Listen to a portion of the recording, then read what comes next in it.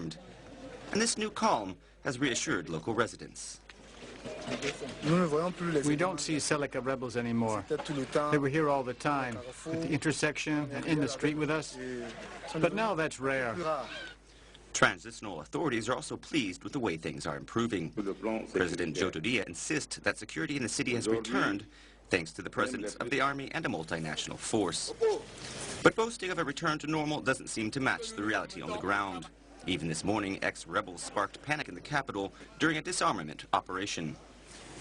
The International Federation of Human Rights conducted research in the country and found that there is chronic instability and security remains a serious problem. According to the organization, some of the rebels are still armed and continue to go on rampages. They have reportedly killed 400 people since the month of March.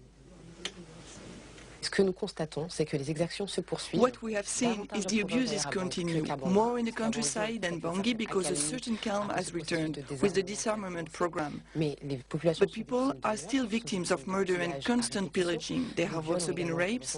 The month just after the coup d'etat, we counted over 86 rapes. Seleka rebel leaders have their zone of influence and residents are at their mercy.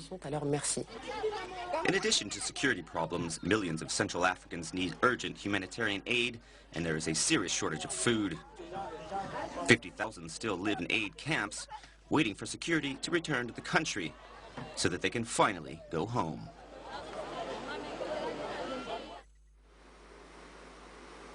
Thousands of pro-Morsi supporters have continued protests that ousted President Mohamed Morsi be reinstated. In a rare television appearance, the interim president has called on both sides to avoid violence, and Nigeria is planning to withdraw its troops from Mali. The announcement was made at the ECOWAS summit recently held in Nigeria. For more on these and other stories, we turn to this African News Roundup. Muslim Brotherhood called a mass protest on Friday to demand the restitution of ousted President Mohamed Morsi. Opponents of the Islamist party also called a demonstration. On Thursday evening, the interim president made a special television appearance in which he appealed to both pro- and anti-Morsi supporters to avoid violence in the planned protests. Nigeria plans to withdraw its troops from Mali. The announcement was made by the Ivorian President Alassane Ouattara, the current chairman of ECOWAS, at the West African Bloc's 43rd summit. Officially, the reason for the withdrawal is the domestic situation in Nigeria. The Nigerian government says it needs these troops to fight the Islamist militants of Boko Haram. Unofficially, observers say that Nigeria feels slighted since the United Nations took over operations in Mali. An autopsy has confirmed that Philippe Verdon was executed with a bullet to the head. His body was found earlier this month near Tessalit. Al-Qaeda said they had executed him in reprisal for the French intervention in Mali. In this photograph, Mr. Verdon appears to be extremely ill. He, along with another Frenchman, Serge Lazarevec, were kidnapped in Mali early last year. Well, we now take our second break. We'll be right back.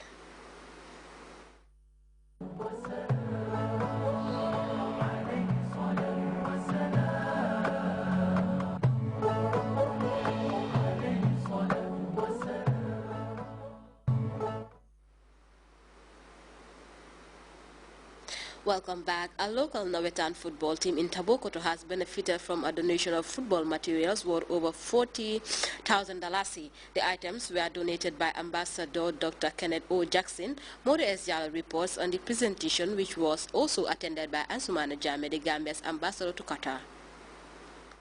Football clubs across the Greater Banjul are busy preparing ahead of the summer football fiesta.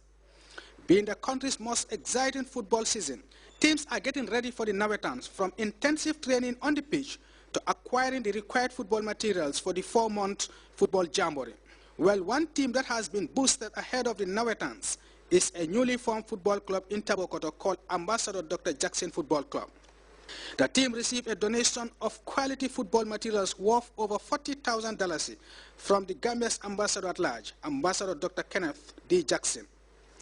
The materials, which include jerseys, football boots, and bibs, were handed over to the team at a presentation ceremony presided over by Dr. Jackson and attended by players and officials of the team. Presenting the materials to the beneficiaries, Dr. Jackson described it as a way of empowering the youths, who are the future of the country. Well, I'm very happy about it. It's always good to be able to do things that encourage and promote the youth. The youth are the future of the country, the future of the nation, the future of the world is in the hands of young people. So we need to do the things that we can do to encourage them, especially when the activities are positive. And athletic activities are opportunities to build not only athletic ability, but to develop positive character and learn to perform well under stress and strain. So it's a wonderful opportunity, and I'm glad to be able to have the opportunity to do so. Being a strong admirer of the Jammeh administration, Ambassador Jackson believes such investment in the youths will complement government effort and ultimately in the realization of the Gambian leaders' dream of a better world. Fortunately, in Gambia, we have a very good example in our leader, President Jammeh. He's a young man, he's a young president, but his role, he's been in this position for a while, but he started his effort as a very young man. And he is the ultimate role model for the young people in this country and throughout Africa, really, because he came in with integrity and worked hard to correct what he saw was a correctable problem. And it has not been easy, and it's always rife with challenges. But the fact that he's been able to succeed beyond what anyone could have ever imagined is a testimony to him, and it's one of the things that encourages and should encourage young people. And anything that you do that's going to create positive promotions in this country ultimately will promote the president and his efforts, because his desire is for the best for Gambia and the people of Gambia and all peace-loving humanitarians both here and abroad. The presentation was also attended by Gambia's ambassador to Qatar, who hailed Dr. Jackson for his generosity, urging other Gambians to emulate him for the development of football. And this will go a long way in helping the Gambia, especially football in this country. I mean, most of the time, people tend to blame the FA and say, okay, football is dying in this country. If every Gambian does exactly what Dr. have done today, I think football in this country will go to a higher height. You know, don't sit and complain and say, okay, you know, the FA is not doing anything, or the ministry is not doing anything.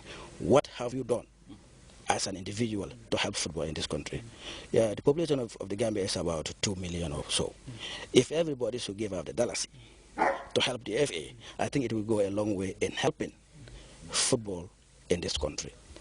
For the players and officials of the team, they could not have said much than thank Dr. Jackson for the donation.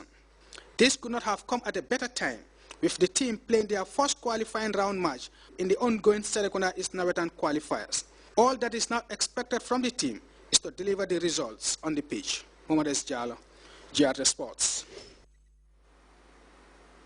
And before we end this edition of the news, a reminder of our headlines. The Vice President, Her Excellency Ajah Dr. Aissatou Njie Seri, has returned to the country after deputizing for President Jammeh at the Special Summit on HIV/AIDS, TB and malaria in Nigerian capital Abuja. Grts reports on the aftermath of a deadly storm that recently ripped through parts of Nyani in the Central River region, killing 2 people and causing untold destruction. Relative calm and normalcy is returning to the Central African Republic 4 months after the ouster of former President Francois Bozize, but activists said human rights violations outside the capital is a cause for concern.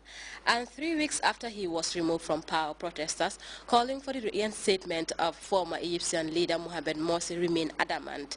That brings us okay.